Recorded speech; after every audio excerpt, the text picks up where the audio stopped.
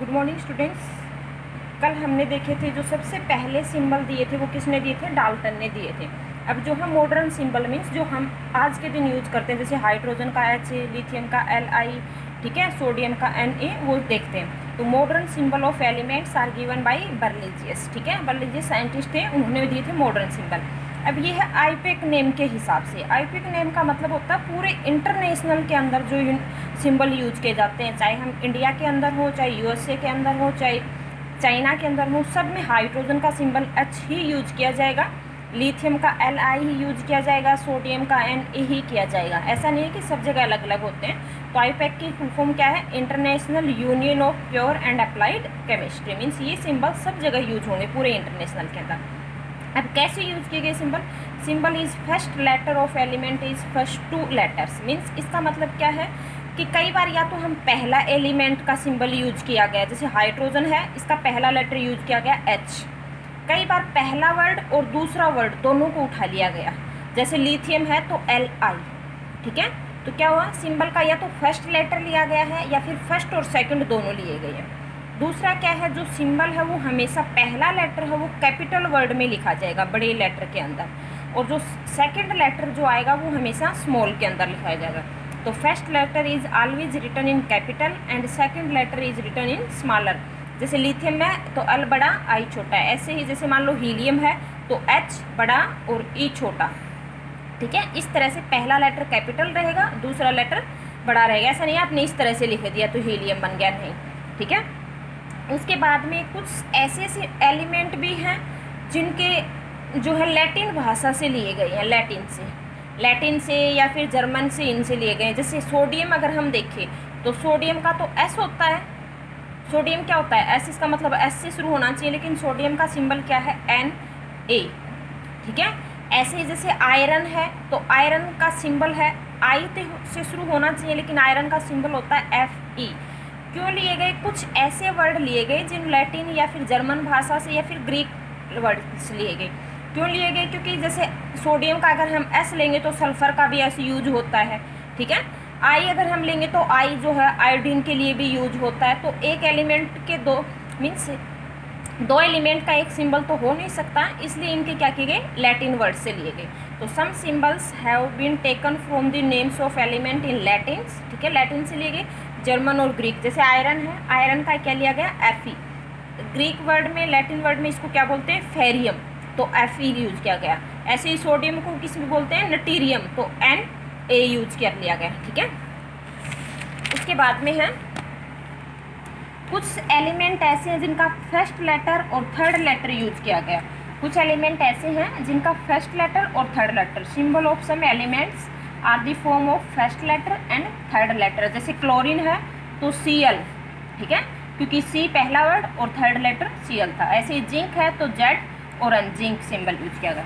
उसके बाद में है डाल्टन एटॉमिक थ्योरी।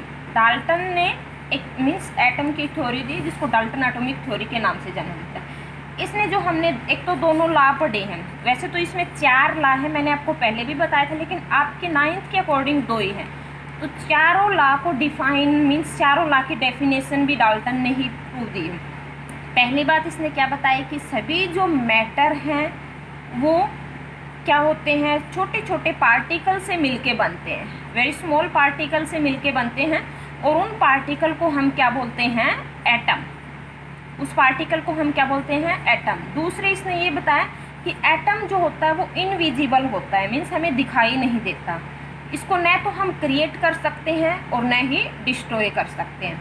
तीसरा इसने बताया कि जो एलिमेंट हैं, जो आइडेंटिकल एलिमेंट हैं, उनका जो मास होगा वो सेम होगा। जैसे हाइड्रोजन है, भाई हाइड्रोजन है तो हाइड्रोजन का जो मास मीन्स हाइड्रोजन के आइडेंटिकल एलिमेंट मैंने बताया 1H2 था, ड्यूटेरियम था, ट्रिटेनियम, 3 आइसोटोप्स बताए थे।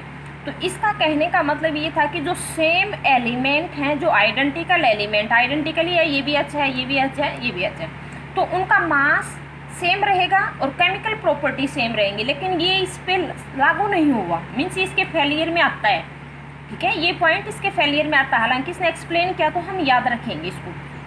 क्यों आता है इसके फेलियर में, क्योंकि मास अलग अलग है, ठीक है। केमिकल प्रॉपर्टी तो सेम है लेकिन मास अलग अलग है। दूसरा इसने ये भी बताया कि जो डिफरेंट एलिमेंट होते हैं, डिफरेंट एलिमेंट जैसे आर्गन और कैल्शियम डिफरेंट है, इनका मास होगा वो डिफरेंट होगा, इनका मास डिफरेंट होगा। लेकिन हमने आइसोबार्स पढ़े थे, उनमें क्या था, इसका मास भी 40 था और इसका मास भी 40 था, और हैं तो डिफरेंट एलिमेंट। तो इसने ये बताया कि जो डिफरेंट एलिमेंट है उनका डिफर मास होगा, मीन्स अलग मास होगा, और केमिकल प्रॉपर्टी भी अलग होगी। हालांकि केमिकल प्रॉपर्टी तो दोनों की अलग है, लेकिन मास हमने देखा कि कुछ एक एलिमेंट का सेम भी है। तो ये 2 पॉइंट इसके फेलियर में भी आते हैं, जब इसकी लिमिटेशन पूछी जाती है तो ये दोनों पॉइंट, थर्ड फोर्थ पॉइंट इसकी लिमिटेशन में भी बन जाते हैं। देखो, all matter is made of very tiny particles called atom. सभी मैटर छोटे पार्टिकल से मिलके बनते हैं, तो उनको हम क्या बोलते हैं, atom. Atom are invisible particles which can not be created और डिस्ट्रॉयड। मीन्स एटम क्या होता है, इनविजिबल होता है, जिसको न तो हम क्रिएट कर सकते हैं और न ही डिस्ट्रॉय कर सकते। ये कौन सा लॉ था, law of conservation of mass, ठीक है, law of conservation of mass यही तो कहता है, ठीक है।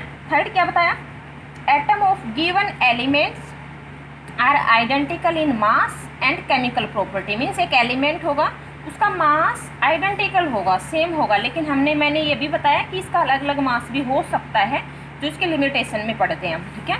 And chemical properties, atom of different element have differ mass. अब यहाँ पे इसने क्या बताया, जो डिफरेंट एलिमेंट होंगे उनका डिफर मास होगा। लेकिन हमने आइसोबार पढ़ा, आइसोबार में क्या था भाई, डिफरेंट एलिमेंट थे लेकिन मास सेम हो भी सकता है। ये भी क्या है, इसका फेलियर पॉइंट है, मीन्स लिमिटेशन पॉइंट है, ठीक है। And chemical property, atom combine in a ratio of small whole number to form of a compound. ये कौन सा है, लॉ ऑफ कांस्टेंट प्रोपोर्शन क्या कहता है, लॉ ऑफ कांस्टेंट प्रोपोर्शन जो हमने कल पढ़ा था वही तो कहता है कि जो सभी जो एलिमेंट है, मीन्स चाहे वो होल नंबर में कंबाइन होंगे और फिक्स रेशियो रहेगा। तो वही तो बात है कि atom combine in ratio, means ratio में कंबाइन होंगे whole number to form of a compound, एक कंपाउंड बनाएंगे। The relative number and kind of atoms are constant, means जो नंबर ऑफ एटम्स मिलेंगे वो कॉन्स्टेंट रहेंगे इन ए कंपाउंड। जिसका मतलब ये है कि जैसे CO2 है तो इसमें कॉन्स्टेंट ही तो है भाई कार्बन और ऑक्सीजन, ठीक है। तो आज के लिए इतना ही है।